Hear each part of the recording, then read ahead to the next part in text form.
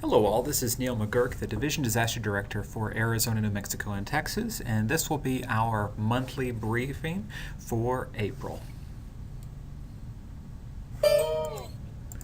So on today's agenda, we're going to be discussing the current major relief operations that are underway within the state of Texas.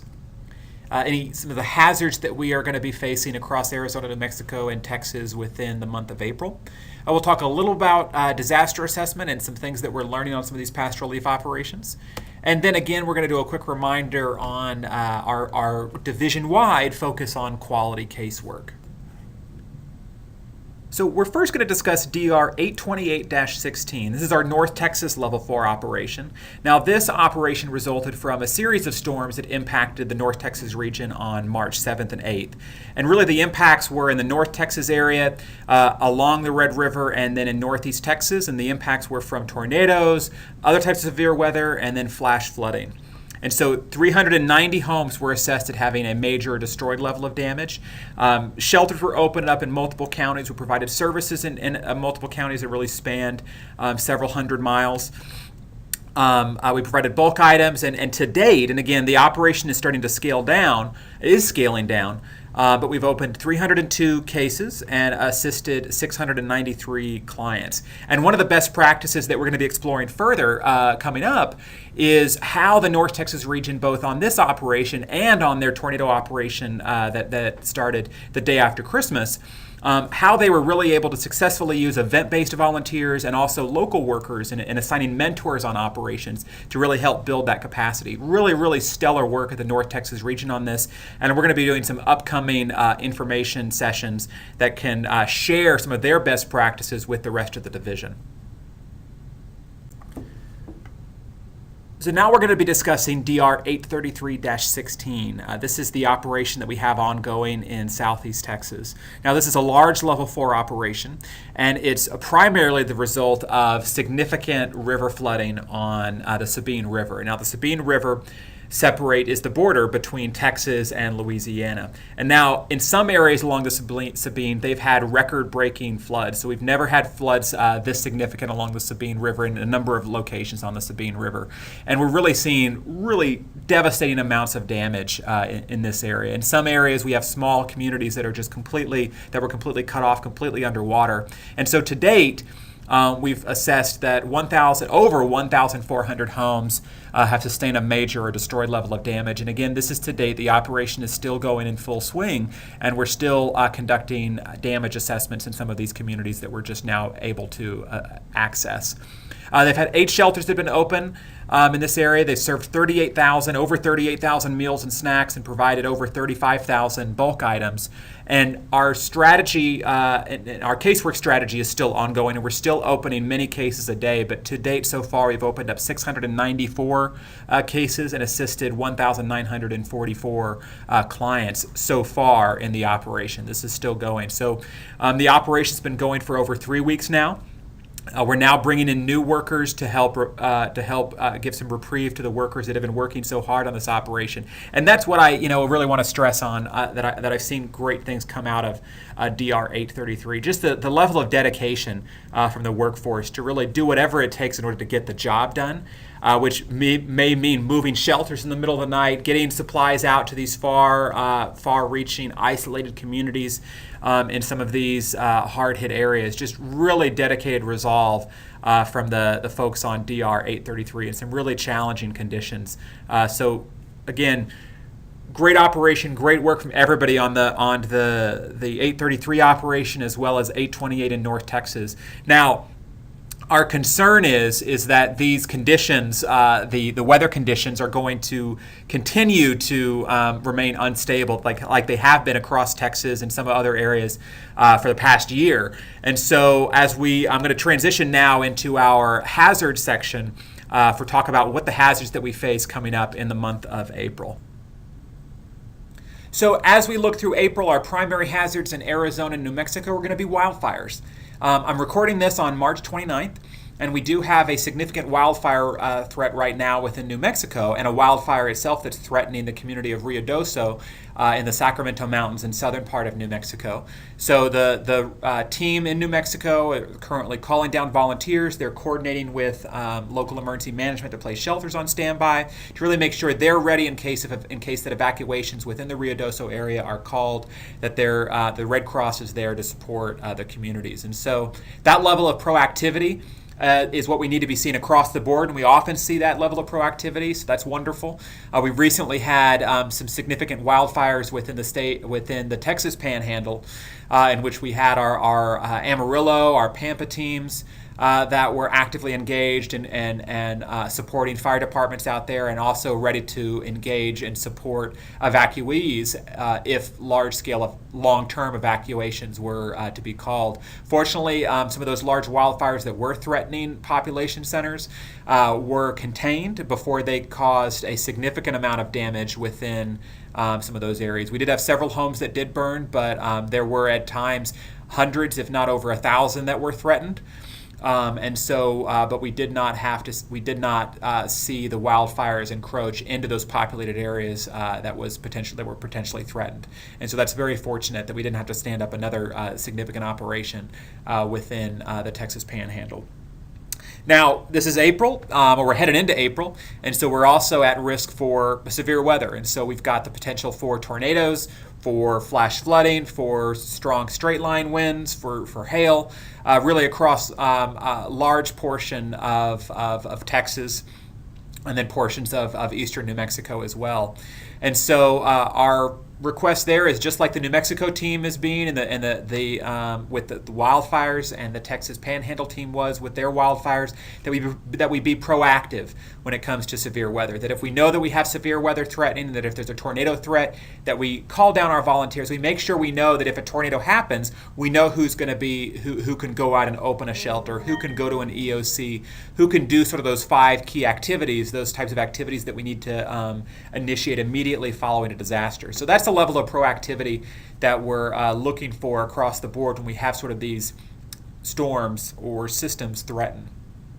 Now, a newer risk is still a low risk, but I wanted to talk about, because we actually received some new information from the United States Geological Survey. I think it was released just recently about new earthquake risk that does impact portions of North Texas.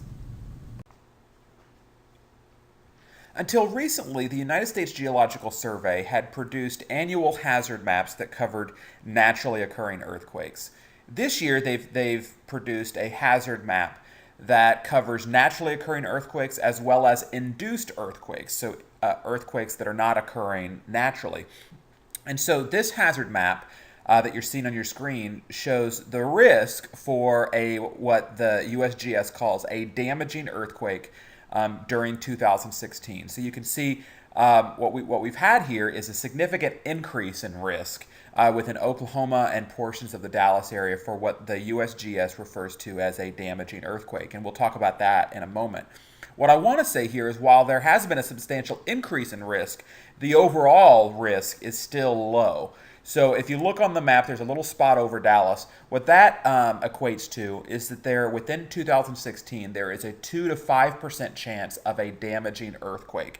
And now this is what they refer to as damaging, is based on information that is indicated on the modified Mercalli scale, which we're going to talk about here in just a moment. But again, I just want to reiterate here that this is not a significant risk. It is still a very low risk, but it is a risk nonetheless that we need to discuss.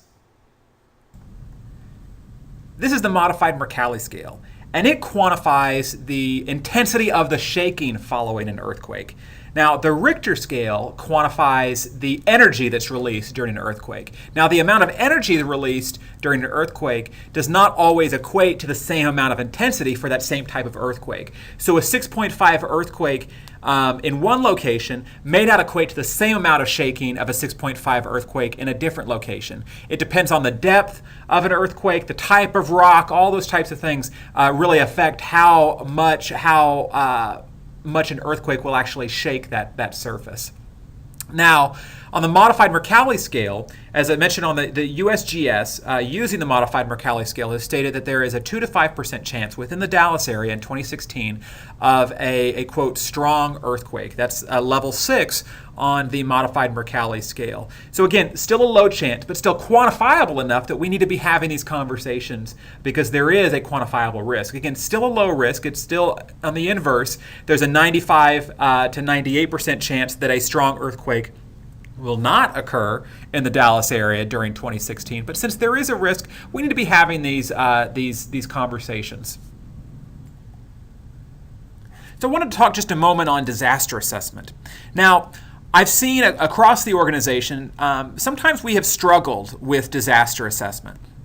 And really thinking outside of the box and thinking and remembering that DA, disaster assessment, is more than just standing in front of a house and filling out street sheets.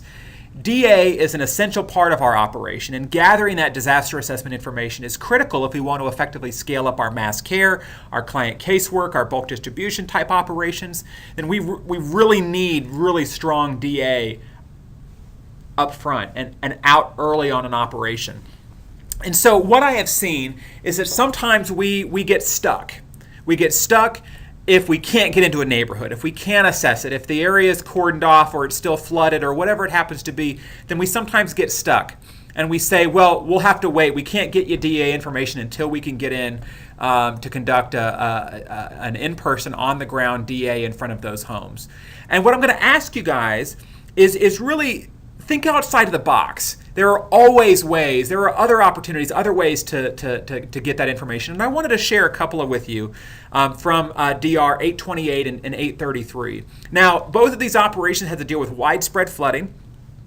And they had areas that were inaccessible, that the water was elevated and cut off neighborhoods for quite a while. So we knew that we had to, in order for us to be able to start assisting clients, we had to gather DA information. But we knew that driving down the street in a car and doing your standard assessment on street sheets was not going to be possible in some of these communities.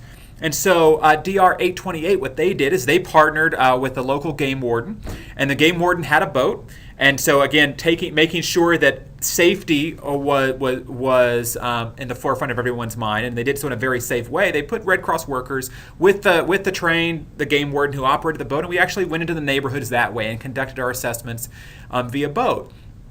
In the southeast Texas area, again, whole communities were cut off and whole communities were flooded by this storm, by the flooding along the Sabine and by the storms that moved through the area.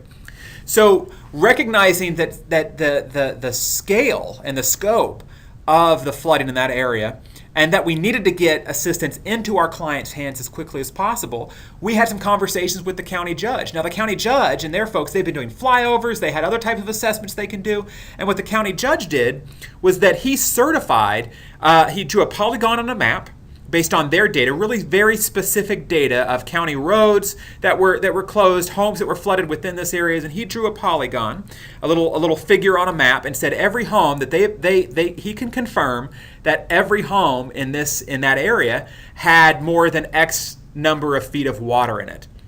And again, these are people that know this community. They're from that community. They live in that community. They've done their assessments. They have other resources. They have aerial resources that they have conducted these assessments with. They have other boats that have been able to go into those areas to conduct those assessments. And what they did is they confirmed that all areas within that box were considered major destroyed. And so we were able to function and use that within our operation to say, okay, any home within that area is major and destroyed. Now when a client comes in, we can enter their address, confirm that if they're in that box, their home is destroyed, and get them assistance. So if we had waited, if we had not gone down that route, we would still be conducting our detailed damage assessment just now in this area. And this is 3 weeks after the event. We would still be trying to get DA in that area because the water has remained high for so long, and the clients would still be waiting for assistance. So this is where disaster assessment has a great opportunity, and if you're a worker in disaster assessment, I really envy you because you get to really be really innovative when it comes to an operation.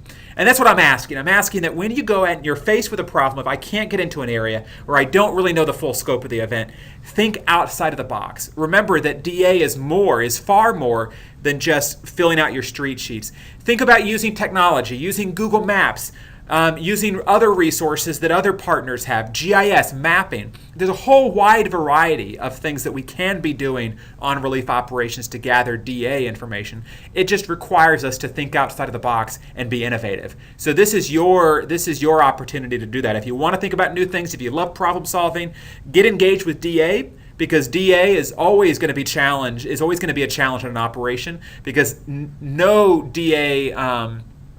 disaster presents very easily for DA. There are always challenges, always hazards, things you've got to think about, things that you're going to have to gather and think outside of the box to do.